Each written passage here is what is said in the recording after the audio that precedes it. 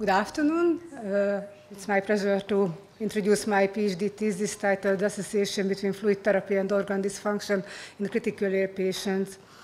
My name is Ildikó Szántó. I'm a second-year PhD student and working as an anesthesiologist intensivist in Nyíregyháza. And I have a vision in my work to optimize fluid therapy for every critical care patients to achieve better clinical outcomes. And that's why our mission is to improve fluid administration through research, education, and changing the clinical practice. To achieve this, we have two specific goals ongoing. The first is to investigating the effects of balanced crystalloids versus isotonic saline on organ dysfunction in patients undergoing major surgery. And the second goal is very similar to this, just we changed the patient population and we would like to investigate the septic shock patients. Let's jump to the first topic, which will be a systematic review and meta-analysis. Let's see the common background of the topic. The main problem is that there are two main types of crystalloids, the unbalanced and the balanced solutions, unbalanced like isotonic saline and balanced like plasmolite or Renger lactate. And the problem is the concentration of chloride of these solutions, because in isotonic saline, far above the normal range is the concentration of chloride, while in balanced solutions it's almost the normal chloride concentration. And this high chloride intake can cause harmful risk for patients, causing hyperchloremic metabolic acidosis, and that can cause arrhythmias or changes in renal function. Our background related to the perioperative fluid management, the main problem is there are many major surgeries worldwide, and this is associated with a relatively high, almost 20% complication rate. And these complications, beside one of the main problem is the inadequate fluid intake and fluid balance, and this can cause organ damage. So we know that in perioperative care, the fluid therapy is very essential, and as we know that this is in this first line, the crystalloid is the first choice. And there is a very strict missing link in this knowledge that we don't have enough evidence whether the balanced or unbalanced solutions are associated with better clinical outcomes. So we aim to investigate which fluid leads to better clinical outcomes in patients' major surgery. So we performed the clinical questions. Is perioperative fluid therapy with balanced electrolyte solutions more beneficial than isotonic saline in preventing postoperative complication? And we hypothesized that using balanced crystalloids is superior to using isotonic saline to decrease postoperative complication rate. We conducted a systematic search with this search key in the 5 main databases, and at the end of the selection process, we found 25 full text eligible full texts. Let's see our outcomes and results. Our main outcome was the postoperative complication rate. We can found 7 randomized controlled trials related to postoperative requirement. This means how many patients get during or after the surgery vasopressor.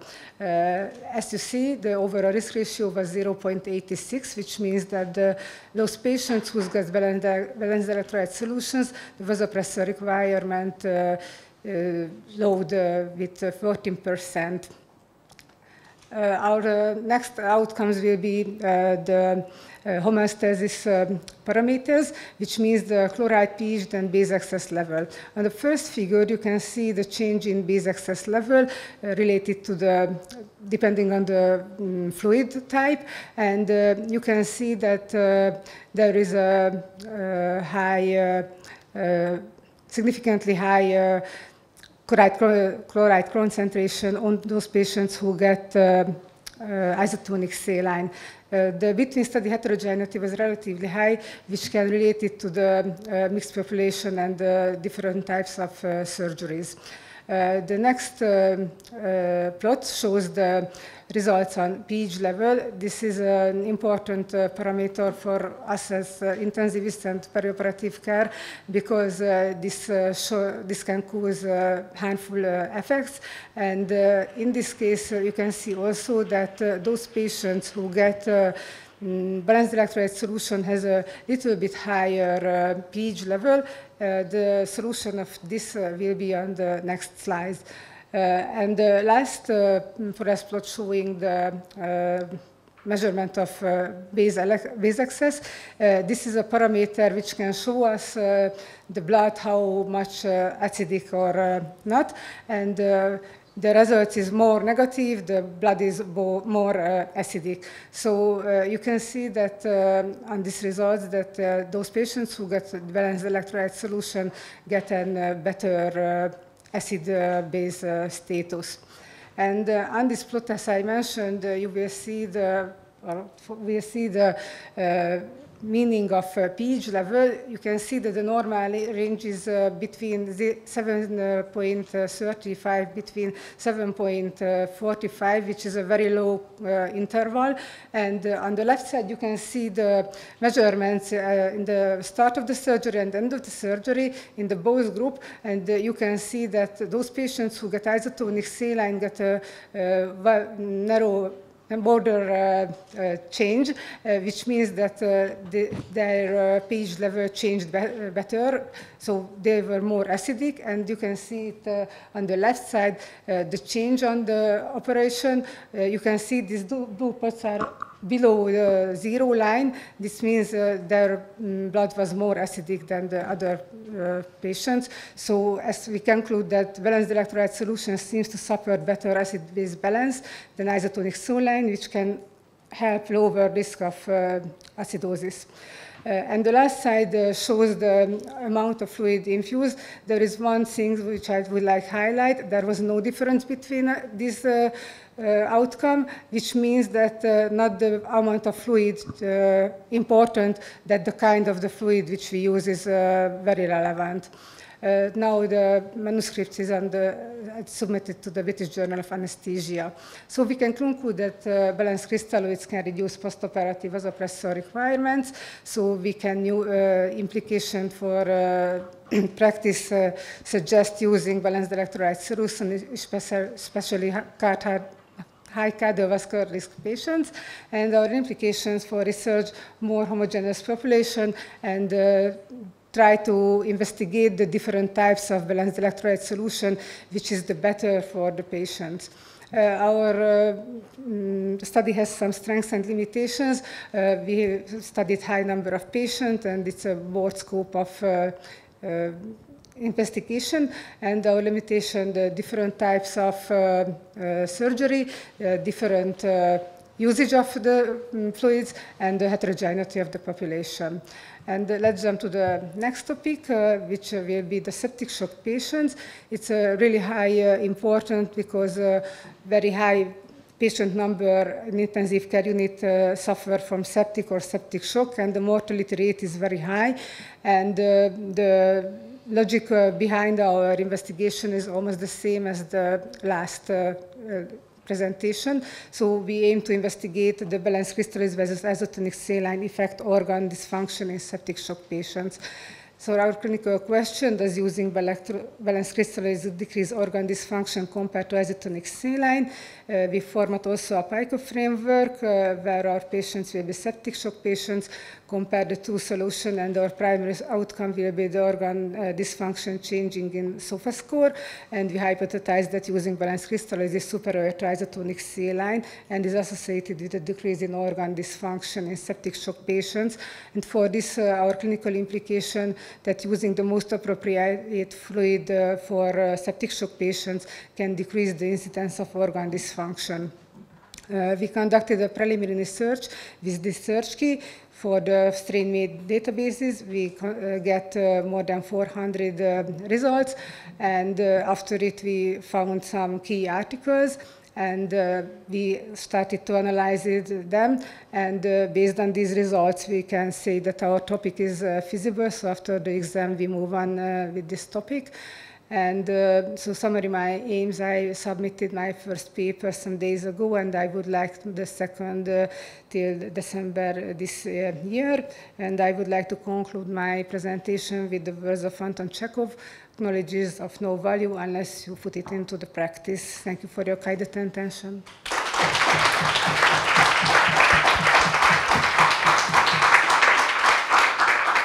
While the audience is thinking about questions, I've got two actually.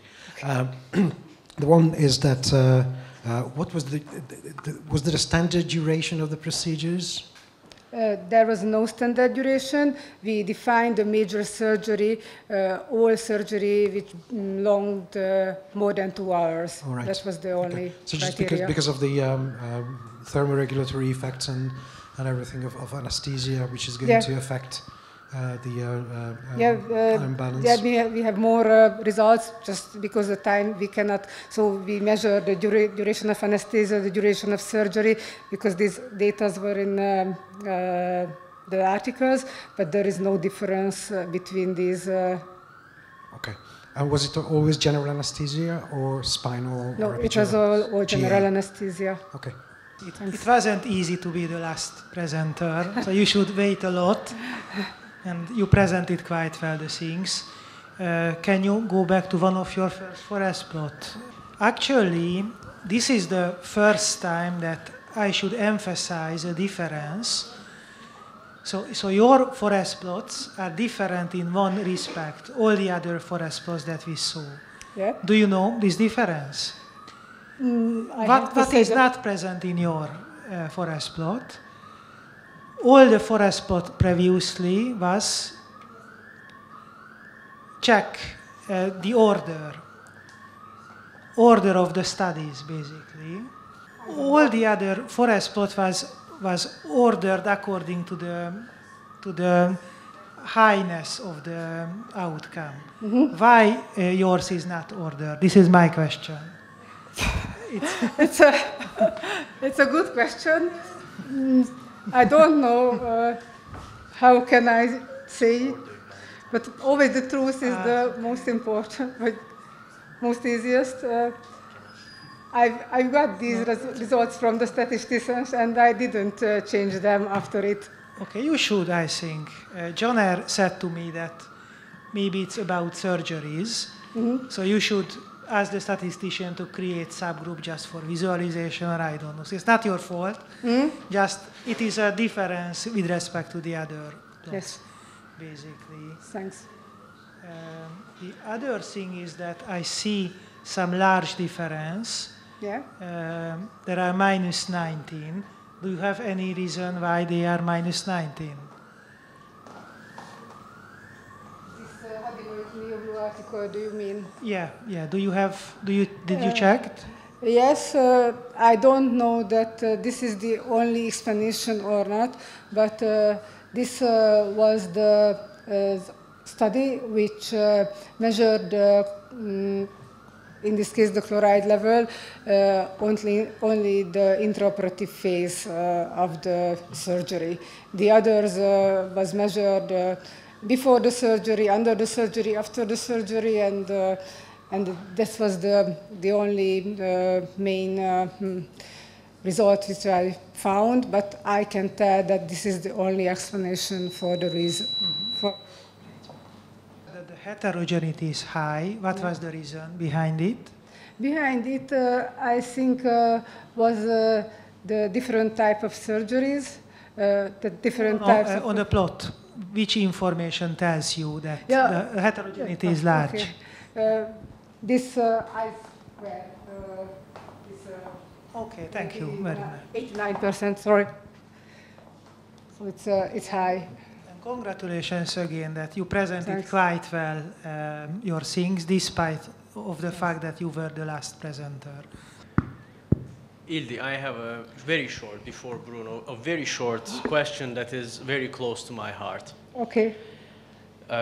In the second study, yes, why is mortality not a main outcome? Thank you for your question. I like this question. It's a little bit hard to answer in English, but I try. Because me and our team think that in intensive care units or in intensive care patients, despite the mortality is a hard outcome, doesn't work well. We don't believe that you can say or you can point one therapeutic option and you can say that because you did it, the mortality changed anyway, because these patients are very, very complex. You have to feed them, ventilate, support the hemodynamics, renal replacement, liver replacement. I don't know what is the problem, especially for septic patients. And in this case, say that that kind of, in my case, that the fluid which we use changed the mortality, we think that it's not a good option. I would remain with what Tamás Goy has said some percent before. It's a matter of power, yeah. And I do think that with 3,000-4,000 patients included in the recent sepsis trials, we don't make any statement on outcome. We probably need, like the cardiologists do, 15 to 20,000 or 30 to 40,000, and then we might see a difference. I mentioned for everybody, and it's not so it's not about your things, but so I see that there is one study with a huge case numbers, total numbers. Yep. It's not your thing, but maybe it would worse also to feed without it, because it's, I don't know. I'm not sure about it. It just, it's strange. Do you have idea why it is so large? What is this study? Exact idea I don't have. It was a controlled trial, but why they work so big patient number, okay, I cannot tell exact. And I have a question regarding to the heterogeneity. You mentioned and showed us that on many plus the I-squared statistics shows high heterogeneity. Have you looked into what's causing this high heterogeneity? Thank you for your question. I think that behind this was the heterogeneity of the patient population and the time when they give the fluid. Because there was studies where they give only the intraoperative phase. There was the most study were intra and perioperative phase, and the patient proportion is very heterogeneous. So in abdominal surgery, a little bit hard to see that the same like intracranial surgery, but because the inclusion was the time of the surgery, we can use them together, but the heterogeneity behind this I think. I have a question for a board member.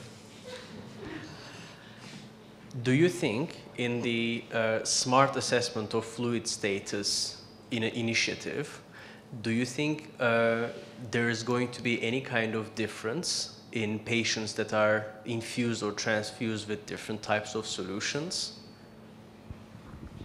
Actually, I do think your question is extremely excellent, because I do think if patients are adequately infused, we know this from anesthesia, they do not receive too much fluid. It's 1 liter, 2 liters, probably 3 liters. Yeah. To my educated guess, this makes no difference. The bigger difference we would probably see not with the fluid infused, but whether they are adequately infused or hypovolemic or hypervolemic. I think this is doing much more harm than have you ever calculated the differences in the anions or in the electrolytes you're infusing? Yeah. On a daily basis, this almost makes no difference in all these fluids. So I do think they are, whatever you infuse, a liter makes no difference. Yeah? It's most likely more important whether you keep your patients too dry, hypovolemic, or you hyperinfuse them and cause kidney failure or whatsoever. Yeah. So, if you don't mind, just a short comment. So this is not a question. Just regarding the fluid therapy, I think just focusing on that is a quite complex question. Just recently, a couple of days ago, was summarized this topic on sepsis, for example. So. The key point is the global hemodynamics and the goals we would like to target, to achieve in the perioperative period. So, and it depends on many factors, and among these factors is only one, the fluid therapy. So I think we should assess or approach these clinical questions in a bundle of therapy. So that's why I really congratulate you, because focusing on one factors in this multifactorial environment is, I think, is really challenging. So that's my opinion. I don't want to comment. Actually, I'm an emergency physician. I used to be an anesthetist. What I see is all patients are different. So before you give anything, you have to determine the fluid status of the patient. Yeah.